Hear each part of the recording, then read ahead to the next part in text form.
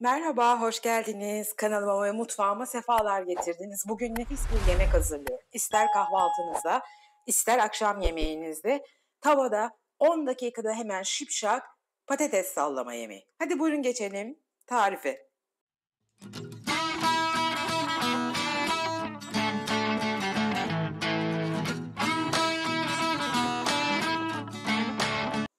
Şimdi 6 adet küçük boy patatesimi güzelce soydum, yıkadım. Bu patateslerimi ufak olduğu için arkadaşlar ortadan ikiye bölüyorum. Çok kalın değil, dolayısıyla çok zorlanmayacağım pişirmekte. Ama büyük patates varsa 3'e bölmenizi tavsiye ediyorum. Çok lezzetli, mesela bu büyük arkadaşlar, bunu 3'e bölüyorum. Çok leziz bir yemek bu. Yapılışı çok pratik, hem besleyici hem lezzetli. Mutlaka tavsiye ediyorum. Şimdi patateslerimi suya batırıyorum. Patateslerinden sonra bir adet yıkadığım, ayıkladığım, tohumlarını çıkarttığım kapya biberle bir adet de yeşil köy biberim var.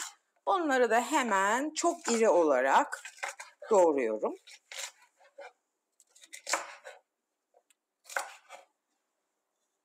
Bir adet soğanım var, kuru soğanım. Bunu da hemen iri jülyen doğruyorum.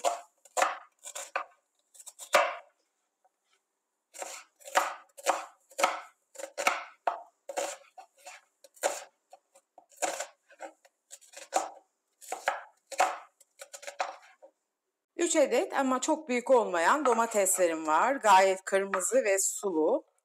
Bunları da küp küp doğruyorum. Doğrama işlemimiz bitti.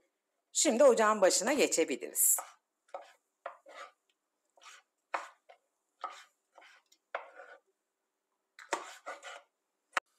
Ocağımı açtım. Gördüğünüz gibi en büyük ocağımı aldım. Tavamı yerleştirdim ve 3-4 yemek kaşığı kadar zeytinyağı koyuyorum. Başka da yağ kullanmayacağız. Yıkadığım ve süzdüğüm patateslerimi de şimdi tavama alıyorum. Ara ara karıştırarak, bir müddet sonra da kapağını kapatarak patateslerimi güzelce hem mühürleyeceğim hem kızartıp yumuşatmış da olacağım. Patateslerimin her yerini yağladıktan, şöyle 1-2 kere karıştırdıktan sonra şimdi kapağımı kapatıyorum.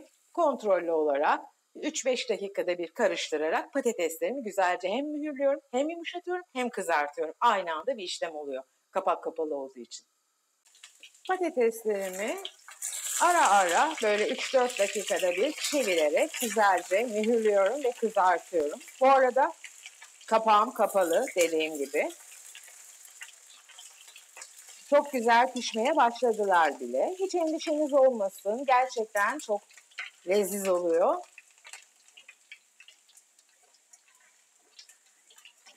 Tekrar kapağımı kapatacağım şimdi. Hepsini şöyle bir çevirdikten sonra. Kontrollü olmakta fayda var. Hemen kapağımı kapatıyorum. Bir 3-4 dakika daha aynı şekilde, bu şekilde pişecek. Patateslerimi 2-3 kere daha arkalı önlü çevirerek güzelce hem mühürledim, hem yumuşattım, hem kızarttım. Şimdi bu doğramış olduğumuz bütün sebzelerimizi, soğanı, biberi aynı anda üzerlerine atıyoruz. Şöyle sallayarak her yerine geçmesine çalışıyoruz. Şimdi tekrar kapağını kapatıyorum.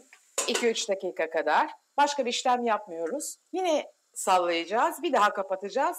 Ondan sonra domateslerimizi koyacağız.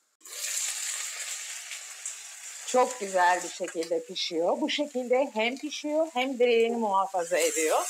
Şimdi tekrar sallıyoruz. Malzemeler iri olduğu için herhangi bir pişme esnasında sıkıntı olmuyor arkadaşlar. Hepsinin büyüklüğü birbirine, ebatları yakın. Ama sık sallamakta fayda var. Bir kez daha sallıyorum. Kapağını kapatıyorum. Bir 2-3 dakika kadar. Sebzelerim harika bir şekilde sotelendi. Görüyorsunuz. Şimdi hemen biraz çekme karabiber,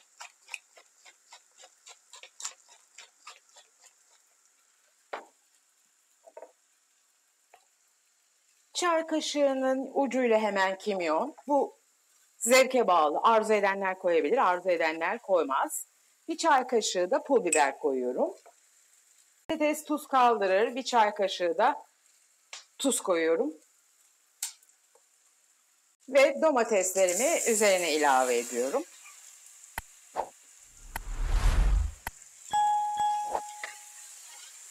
Şimdi buradaki önemli nokta bütün baharatlarımı, domatesimi, her şeyi güzelce karıştırıyorum. Kapağımı kapatıyorum. Altını kısıyorum. Bir 10 dakika domates sulanacak, suyunu bırakacak. Zaten sulu bir domatesti. Ve sebzelerin suyuyla güzelce yemeğin pişecek. Ondan sonra servis edeceğiz.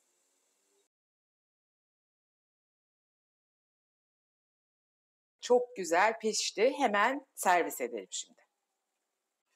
Hemen hiç kaşık değdirmeden tavandan şöyle süzerek yerleştiriyorum. O kadar güzel pişti ki mutfakta olup bu kokuyu duymanız lazım. Buram buram da üzerinden dumanları tütüyor.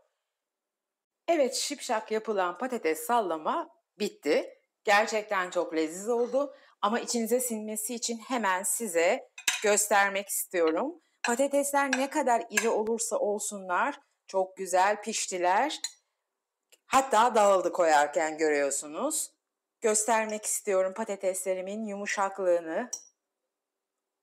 Hiç endişeniz olmasın. Yaptığım şekilde yaparsanız patatesleriniz nefis bir şekilde pişecek. Hem mühürlenmiş olacak, hem kızarmış olacak, hem de çok leziz bir şekilde yumuşamış olacak. Umarım tarifimi beğenmişsinizdir. Beni bilen biliyor. Ben hemen şipşak 5 dakikada yapılan pratik yemekleri seviyorum. Yemek hem lezzetli olacak, hem kolay yapılacak, çabuk yapılacak. O yüzden bu tip yemeklere ağırlık veriyorum. Umarım beğeniyorsunuz.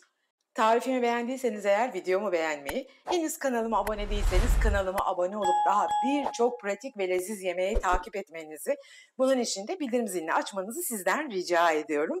İstediğiniz, arzu ettiğiniz tarifleri lütfen yorumlarda bana yazın. Ama aynı zamanda videolarımın beğenilmesi, yorum yapılması, emoji de olsa ufak yorumlar yapılması çok önemli.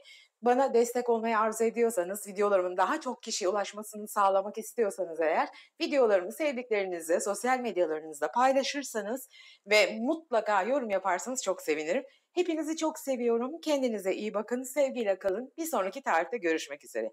Hoşça kalın.